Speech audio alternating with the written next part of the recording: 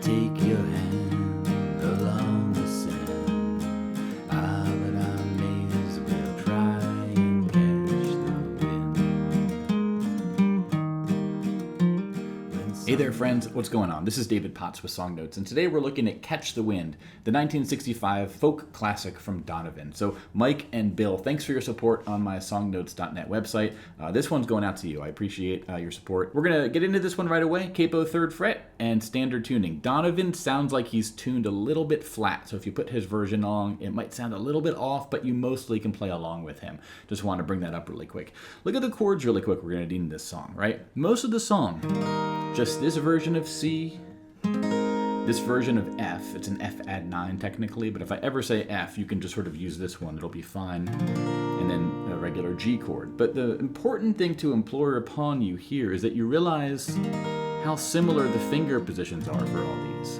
If we keep our pinky down, which we're going to do for all 3 chords on the thinnest strings, thinnest one string that is, for going from C to F add 9, all we're doing is moving these 2 fingers, right? Our index and our pinky are going to stay still. So that makes it a really approachable transition from our C to our F add 9. And similarly, when we go to the G, these 2 fingers are going to stay diagonal from each other. They're just going to go to the 5th and 6th string. And then we're just going to take our index finger off of the 2nd string. But we keep our pinky down.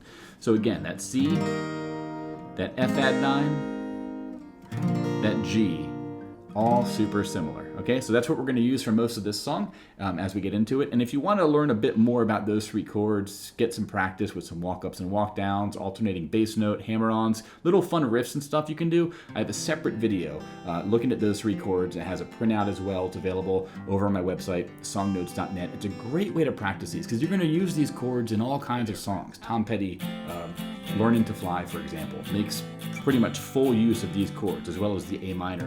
But A minor is the same deal. Your pinky's going to be down here. It's an A minor 7 technically.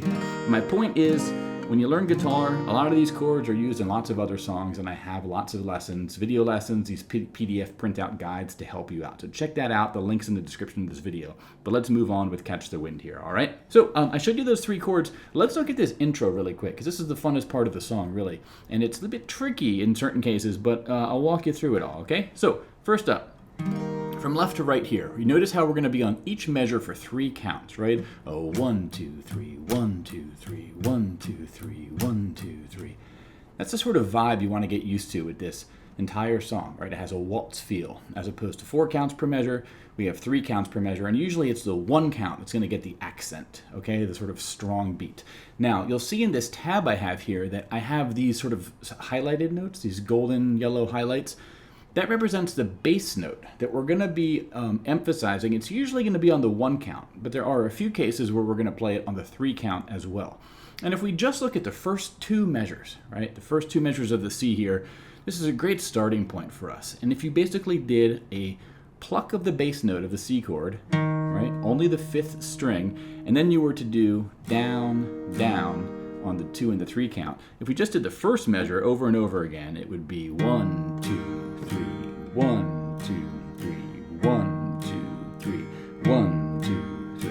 Now immediately you might notice this is tricky because you have to sort of target that individual string, that individual 5th string. You don't want to hit the 6th string, right? But you also don't want to miss that 5th string. So it's going to require a bit of practice. But those first 2 measures, if you alternate between the 5th string and then the 3rd string, and go back to that 5th string and that 3rd string. Oh, I missed it there, right? I'll keep going though. 5th to 3rd to 5th to 3rd. I did 4th string. So this is, I'm going to tell you right now, this first 2 measures is actually some of the trickiest parts to me because you have to basically skip over that 4th string, and it always kind of trips me up if I'm not paying attention, or I'm trying to talk and record a guitar lesson at the same time.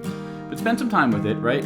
Get used to it. It might take a while, but once you get over that first measure, I think the rest of it will be a bit more intuitive because we're only going to be on strings 5 and 4. Okay, so let's go beyond the first 2 measures. We'll do the pluck of the 5th string, down, down, 3rd string, down, down. Then we're going to change to our F add 9 here. And even though we're going to switch to the G shortly after, put your whole hand in that F add 9 position immediately, right? Pluck the 4th string, do a full strum on the 2 count there, and then you're going to move your left middle finger to the 2nd fret of the 4th string, and then go to the open 4th string. So that's effectively going to be a 2-note walk down to the G, okay? Even though this is a D bass note, this is going to be a G chord, and then from 2nd fret on the 5th string to 3rd fret on the 5th string with our left middle to left ring. That's going to take us back to that C.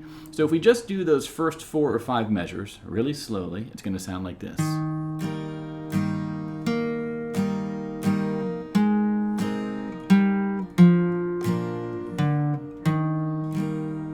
Okay?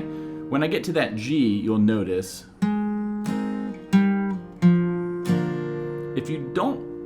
if you do a strum and you don't happen to hit those thickest strings, that's okay. As I have it tabbed out here, I'm only strumming those thinnest 4 strings, that is.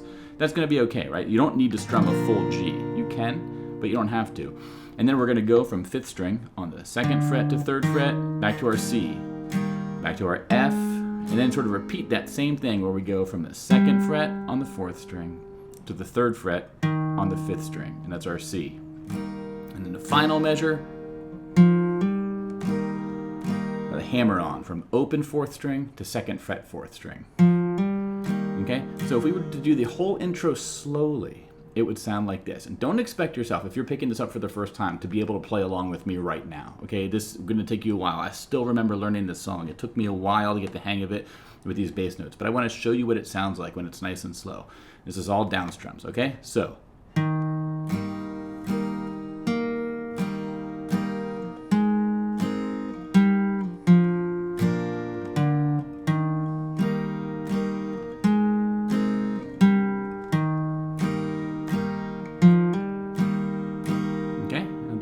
Bit faster now.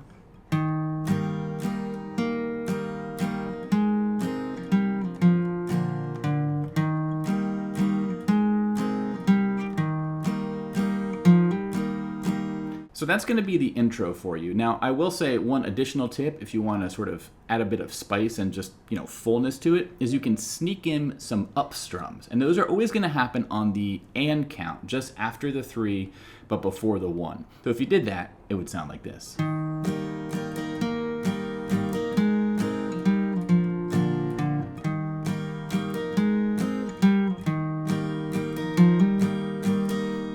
But I would implore you, don't rush into adding those up strums. Take it really slow, just do all down strums at first, and follow along passage by passage or measure by measure. Just kind of work it out in chunks. Don't feel like you have to master this all at once. But that's going to give you what you need to play the intro, okay? And it's a terrifically fun thing to play, and if you get to the point where you want to add in those up strums, you can totally do that as well, okay? But let's move on really quick and look at the verse of this song. So with what I showed you in the intro, the chord shapes are going to get us through, 80, 90+% of what you need in the verse, okay? So our C, we already looked at that one. We already looked at our F add 9, and we have our G, okay? We talked about those. And let's talk about strumming really quick, okay? Now, what I think is a great thing to do if you can is similar to the intro. On the 1 count of your 3 measure strums, right? Do the bass note. And on the 2 and 3 counts, do a full strum, right? So just the C chord. 1, 2, 3, 1, 2, 3, 1, 2, 3, 1, 2, 3. Then you go to your F. I'm just sort of practicing the chords by themselves here, right? Keeping the tempo is the most important thing. Even if you miss the bass note, like I did in that F, like I did just there. All down strums. Let's go to a G.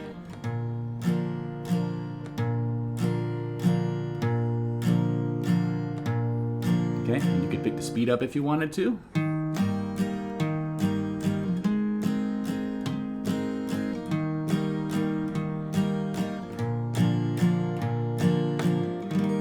Again, just get used to the motion first before you worry about the exact progression.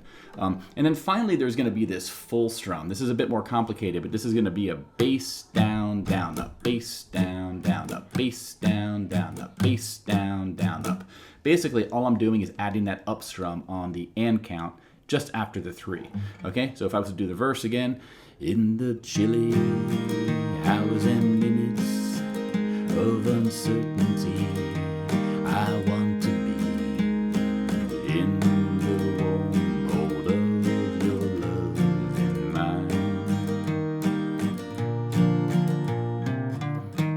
that walk up in a little bit, don't worry. But you get the idea here, right?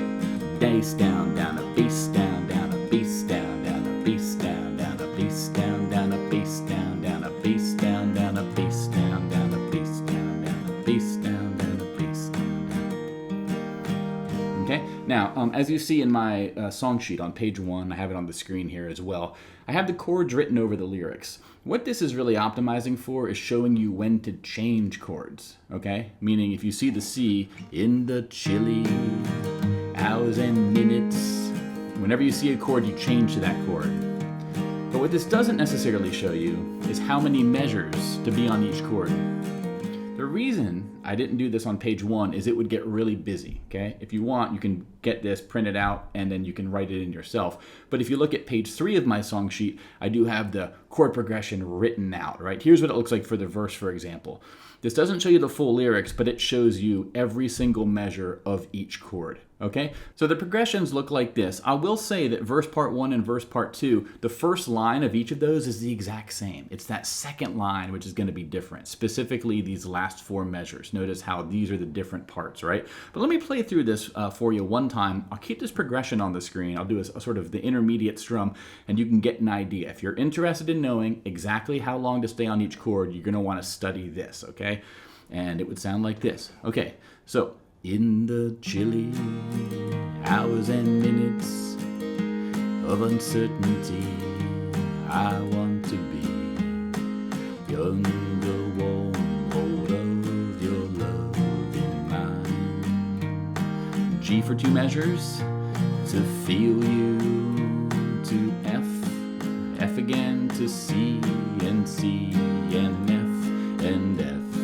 C and C and F and catch the wind to F and back to C. Okay, now you saw me do that hammer on there. I stole that from the intro. Everything you hear in the intro you can steal and use during the verse as you sort of see fit, but you don't need to. Okay, so that's what you're going to need for the verse of this song.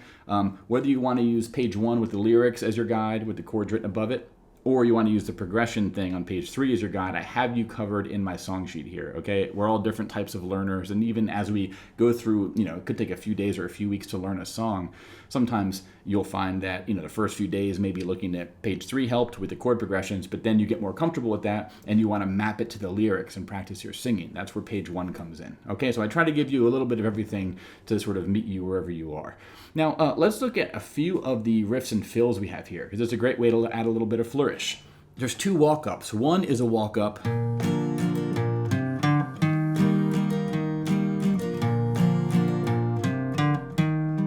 a G to a C. You're going to hear this in the verse part 1 in the last 2 measures. Really, it's the last measure, that G, right? All we're doing here is we're going to be on a G anyway.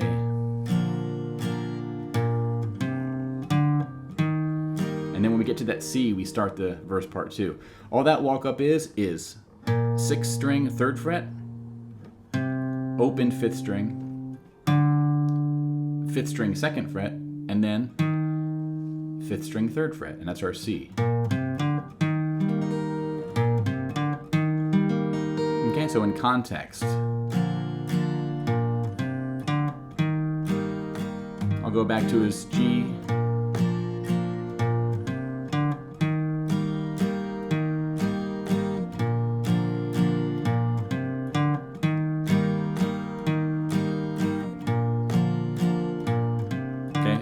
That's an example exercise you can do that sort of repeats it over and over again. But if I was to sing that line for you, let's look at the very first, the second line of the entire song. In the warm hold of your love in mine, walk it up. And you go to the next part of the verse, right? So that's one of the walk-ups you can do. The other one is the walk-up that we're going to use going into the bridge of this song. So the bridge only happens once. It happens after the second verse. The walk-up's going to be effectively what we just did, but everything is moved up 1 string. So we're going to be on a C. But we're going to go 5th string, 3rd fret, okay? Open 4th string, 2nd fret, 4th string, 3rd fret, 4th string with our ring finger, and that is the bass note of our F add 9. So if we look at the lyrics here, but I may as we'll try and catch the wind. Walk it up, dee dee dee dee dee dee dee dee dee dee dee dee. Okay, then we get to a G. So what I just showed you there was the bridge. Really quick, let's talk about this because we have a few new chords. One is just a regular E minor. Okay, open, second, second, open, open, open. Straightforward, right? Then you have an F. Well, I guess the F comes first in the bridge, but going backwards here, we already know our F. You could use an F add 9 if you want. If you want to, however, you could do a 6-string barred F. I think this is probably what Donovan's playing. But you don't need to do it. You can use the regular F add 9 if that's easier for you, but if you're curious, you could do the full F. Then you go to that E minor, then you go back to the F, then we have a D7. Okay? This is going to be a secondary dominant. And what that means is, in the key of C, which is the chord shapes we're using here, G is going to be our dominant chord. Okay? It's a 5 chord. It wants to go back home to the 1, to C. Now, secondary dominance, what that means is, pretend we were in the key of G. What would be the chord that sounds good that wants to resolve to G? What is the dominant that leads to G, that wants to resolve to G? It's a D7. So in songs like this, it happens all kinds of times in 60s folk music especially. This chord, this D7, wants to resolve to a G, and this G wants to resolve to a C. So it's a way to sort of keep the parlay of dominance wanting to go home going. Now, you don't need to understand that necessarily at a technical level. D7, open, second, first, second. Okay, that's going to be our D7, just the thinnest 4 strings. Then we go to our G for 4 measures. Okay, and then here in the G, we're going to play this G7 riff. And what this is going to be is on the 4th string, we're going to have some bass note action.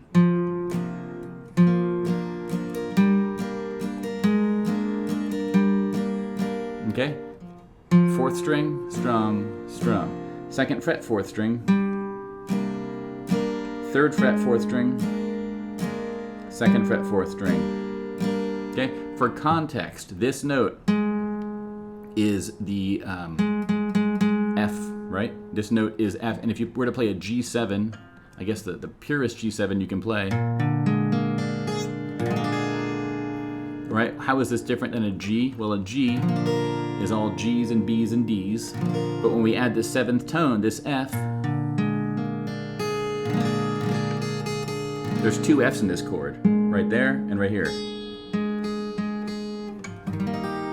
And that sets us up for that resolve to that C, which has the E in it. E is right next to F, so it just sounds really good. When we resolve from a G7 to a C, it sounds really pleasing to the ear. It sounds like we've returned home, and it's very satisfying. So this little run here, this note is in the G7 chord. That's the important part of the note. And then we're going to go back to that 2nd fret note. So to play the whole bridge for you, it would be F, D, D, D, D, D, to E minor, then to F, then to D7, D, D, D. Da, da, da, da, da, da, da, da, da, da, da, da, da. But I may as well try and catch the wind. Let's go to the bridge again. D,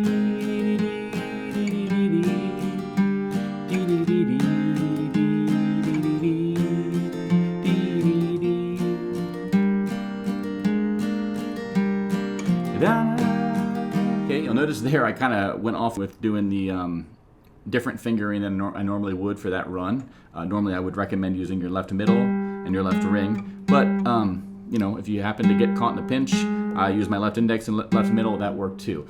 So those are going to be the 3 different runs you're going to use: your G7 riff, your G walk up, and then your C walk up. So and I have written in my chord progression on page 3 and then on page 1 where to do those in the actual song. Okay, so that's basically what we're going to need for everything now. Now, if you want to hear me put all this together into a full cover, head on over to my website, songnotes.net. You can sort of hear beginning to end, zoomed in, how that looks and sounds, and you can sort of use that as inspiration for you. But hopefully what I showed you so far will get you most of the way there. And again, I have the song sheet available. And I will say also, I do have a lesson showing you the C and the F add 9 and the G chords that I taught you in this lesson. And I show you a bunch of things you can practice using those. I have a separate printout looking at walk up and walk downs, alternating bass notes, all kinds of fun stuff you can do using those chords. And these chords are used in other songs. An example that comes to mind is Learning to Fly by Tom Petty, right? That uses these chords big time. Wilder Days by Morgan Wade is one that I learned in the past year that uses these chords. There's a bunch others as well. So these chords are going to be used in all kinds of songs. And you go to this other video, it's going to have a bunch of exercises, a bunch of, in the printout, things you can follow along with. It's available on my website. Check it out. The link is in the description. And I have all kinds of other stuff that's super similar to that. It shows you ways to spice these chords up, right? To sort of go beyond just the basic strumming, to add embellishment, to do walk-ups and walk-downs, the bass note strumming, all kinds of fun stuff. So check that out, and as well as the full playthrough of Catch the Wind. But thanks for watching, y'all. Mike and Bill, hope you found this helpful, and I'll see you all in the next one. Take care, and bye-bye.